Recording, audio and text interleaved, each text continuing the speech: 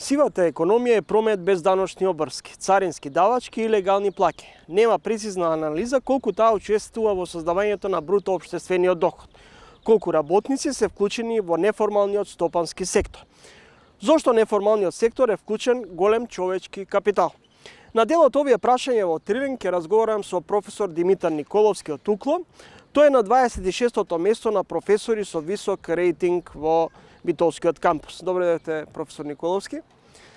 Прочитав една ваша дефиниција за неформалната економија. Велите не евидентира работен ангажман со работници без договори за вработување, без работничка заштита и бенефиции и социјална заштита.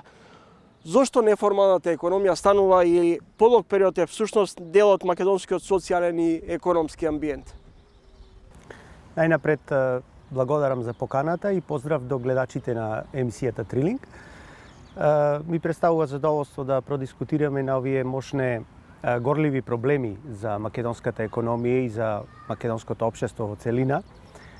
Неформалната економија представува продолжение на она што представуваше еден долготраен процес на транзиција, сега веќе посттранзицијски период на македонското општество, каде што имавме големи економски, политички, социјални, би рекол, турбуленции во самото општество, кои што исто така се одразија и во пазарот на труд. Тука пред се зборувам за високата невработеност која што долго време постоеше во Македонија и како резултат на тоа сивата економија или неформалното вработување паралелно со други елементи како што се социјалната заштита, понатака емиграцијата привремена или трајна и така натаму се јавија како облици на алтернативно прилагодување на пазарот на труд, каде што голем број домаќинства не можеки да најдат пристојно вработување во формалниот сектор и обезбедуваа својата екзистенција. Сега, самиот неформален сектор представува мощен хетероген по својата структура, односно вклучува еден цел спектрум на лица кои што се инволвирани, вклучувајќи од луѓе кои што и домаќинства кои што ја обезбедуваат својата основна екзистенција, па се до некои, би рекол, нови технолошки форми, како што е фриленсингот, понатака онлайн работењето и така натаму, кои што исто така представуваат во известна мера некакви облици на неформално работење. Професор Николовски, зошто се толерира се уште и натаму се работи на диво? Висок е се уште процентот на оние кои работат, односно, да бидам попрецизен, и натаму е висока стапката на сивата економија. Така, па секако дека тука е влијанието на комбинација од повеќе фактори кои што влијаат врз тоа сивата економија во македонската економија да представува се уште мощне висок процент. Тука пред се треба да го спомнеме даночниот морал, кој што е на релативно ниско ниво, понатака животниот стандард, кој што кај голем дел на домаќинствата е на релативно ниско ниво и секако кон ова треба да надоврзиме и неможноста да се најде пристојно вработување во формалниот сектор, заради што ја имаме ова, да речам, долготрајна перзистентност на неформалната економија, што секако дека со одредена комбинација на мерки, односно политики, би требало да се редуцира, односно да се влијае на нејзино натамошно намалување. Сивата економија во голема мера е поврзана и со степенот на економски развој во една економија, бидејќи не постои економија во светот која што е имуна на сивата економија. Меѓутоа е утврдено дека како земјите напредуваат во својот економски развој, тие успеваат во голема мера и да ја сузбијат, односно да ја редуцираат сивата економија, секако создавајќи многу повеќе можности за граѓаните да функционираат и да работат во формалниот сектор. Се повеќе се работи од дома или многу често дел од вработените во компаниите им се овозможува преку онлайн работа. Дали овој модел на работа всушност создава нов недостиг на работна сила во дел од фирмите, бидејќи објективно имаме и уште еден друг феномен, а тоа е недостиг на работна сила. Да, значи дигиталната трансформација која што паралелно со зелената трансформација се случува во глобални рамки, во голема мера доаѓа и кај нас, и тоа особено беше поттикнато и од периодот на пандемиската криза, кога имавме затворање и голем дел од работните места преминаја на онлайн работење, така што веќе не представува, да речам, чудно работењето од дома, работењето онлайн и работењето на глобален пазар преку можностите кои што ги нуди интернетот. Тие нови форми, како што се фриленсикот, понатака ги имаме различните други форми на онлайн работење, представуваат нови форми кои што се уште и во светски рамки не се целосно регулирани и заради тоа се едно неистражено подрачје во однос на работните односи помеѓу работодавците и самите работници, кој што се одвива нели во таа онлайн комуникација и заради тоа представува еден феномен кој што допрва треба да се регулира. Тука пред се зборуваме за облиците на работни односи кои што се ствараат, бидејќи веќе не станува збор за класично вработување, како што знаеме во традиционалниот сектор, туку зборуваме за една нова форма на економија, така наречена гиг економија, каде што веќе најголемиот дел од работните ангажмани се одвиваат врз основа на така наречени договорни услуги.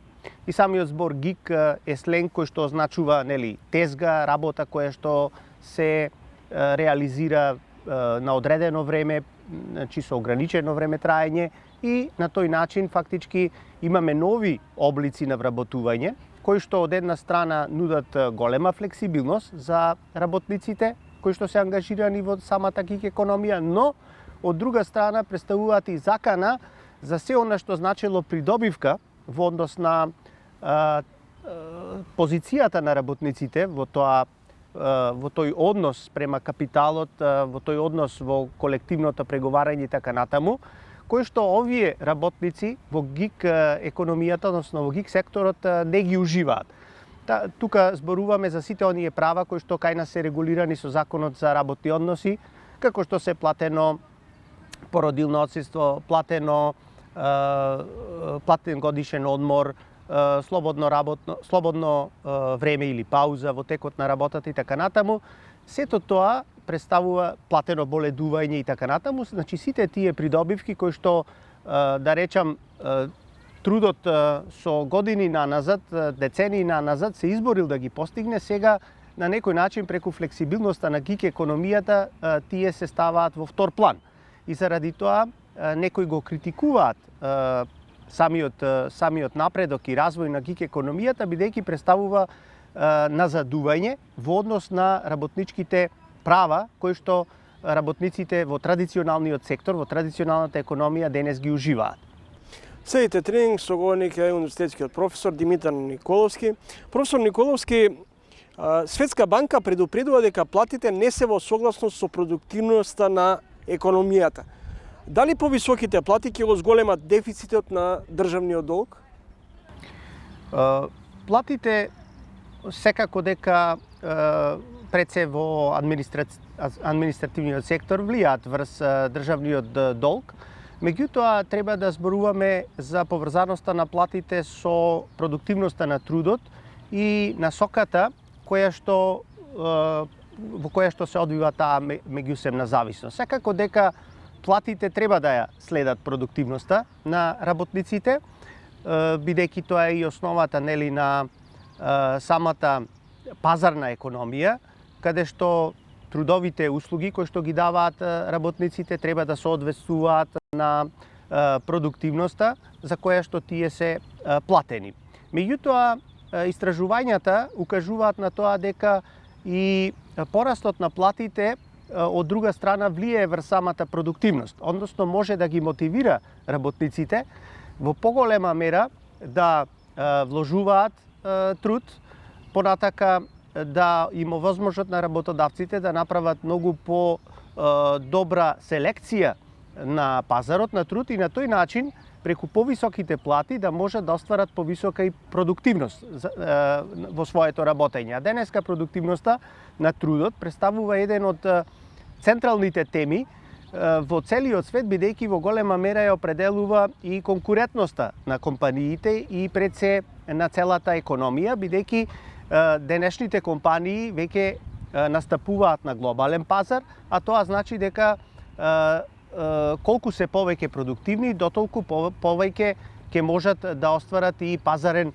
удел во својата бранша. Професор, професор Николовски, државата бележи зголемен буџетски дефицит, а минатата година имала најнизок економски раст од останатите земји во регионот, а проценките се дека и годинава ќе има зголемување на инфлацијата.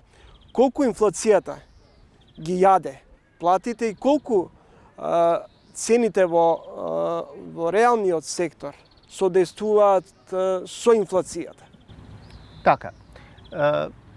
Генерално продуктивноста на трудот, за која што пред малку зборувавме, во голема мера представува и начин да се амортизираат порастот на платите, а со тоа и одраз да нема свој негативни реперкусии врз цените на производите и услугите со кои што се поврзани самите плати. Меѓутоа, зошто е важна продуктивноста на трудот?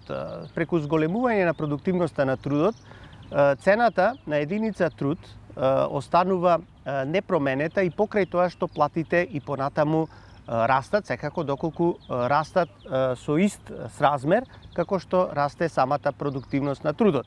Па од тука и не представува опасност тој пораст на платите при поголема продуктивност да се вградат или да се вкалкулираат во цените на крајните производи и услуги. Заради тоа и не постои опасност за одвртување на така наречената спирала плати-цени, која што, значи, повисоки плати да повлекуваат и повисоки цени на крајните производи и услуги, која што представува реална опасност за појава на инфлација кога имаме отсуство на пораст на продуктивноста. Значи, од тука продуктивноста на трудот е можна важна променлива величина која што влијае врз амортизирање на порастот на платите, да не истиот не се прелее во сегментот на порастот на цените на крајните производи и услуги. Професоре, младите се повеќе одлучуваат да се иселат од државата, се соочуваме подолг период со сериозен проблем. Тоа е неможноста да се обезбеди квалификуван работен кадар, а при тоа и амбиентот во кој живееме веројатно на младите не им овозможува или ги демотивира да останат во државата. Што е она што е потребно како приоритет да се направи за младата популација да не се иселува од државата, ако платите не се пресуден елемент? Емиграцијата, поготово емиграцијата на младите, представува горлив проблем за целиот регион на Западен Балкан, кој што заради долготрајниот процес на транзиција, а сега имаме веќе и продолжен посттранзицијски период, создадоа услови младите да не гледаат голема перспектива во нашиот регион, конкретно и во Македонија. Меѓутоа, би рекол, платите да, секако разликите во плати помеѓу колку изнесуваат кај нас и оние каде што постојат во земјите кои што се традиционални дестинации на нашата емиграција, секако дека влијаат врз како еден вид на привлекувачки фактор.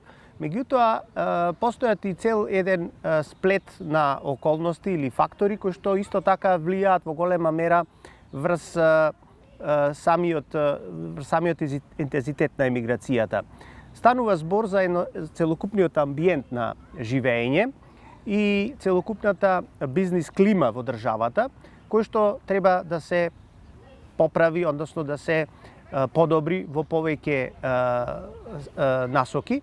Тука пред се зборувам за нефункционалните институции на државата, слабата ефикасност, владењето на правото исто така треба да се подобри, корупцијата представува исто така горлив проблем. Значи сето тоа се проблеми во општеството кои што веќе би рекол представуваат примарен фактор кој што влие врз мотивацијата на младите да не гледаат перспектива во нашиот регион и секако дека порака и препорака до сите идни влади е паралелно со подобрувањето на вработувањата, можностите за вработување нели во формалниот сектор, обезбедување на пристојни облици на вработување, секако дека паралелно многу треба да се работи во овие сегменти кои што значат создавање на еден целокупен амбиент каде што младите би ја гледале својата